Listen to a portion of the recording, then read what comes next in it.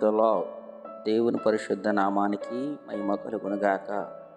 ఈరోజు యేసయ్య మాట మత్తయి సువార్త 15వ అధ్యాయం 28వ వచనం. నీవు కోరినట్టే నీకు అవునుగాక. మన పరలోకపు దేవుడు ఈ పగటి వేళ చెప్పిన చక్కటి వాగ్దానం ఏంటంటే, ఏదైతే దేవుని సన్నిధిలో కోరుకుంటున్నావో నా దేవుడు నీకు దయచేయబోతున్నాడు. అది అవసరతైనా అక్కరతైనా వేటి కొరకైతే దేవుని సన్నిధిలో మొరపెట్టి ప్రార్థన చేస్తున్నావో నా దేవుడు ఈ రోజున ఈ వాగ్దానం పట్ల నీ కుటుంబం పట్ల నా దేవుడు నెరవేర్చును గాక.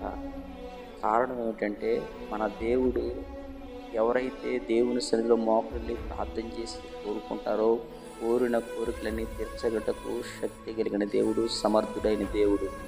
ఆయన చెప్తున్న చక్కటి వాగ్దానం, నువ్వు ఏదైతే దేవుని సన్నిధిలో మొరపెట్టి కోరుకుంటున్నావో ఆ కోరిక యావత్తు నా దేవుడు సఫలపరిచి నిన్ను నీ కుటుంబాన్ని నా దేవుడు దేదీప్యమానంగా మార్చును గాక.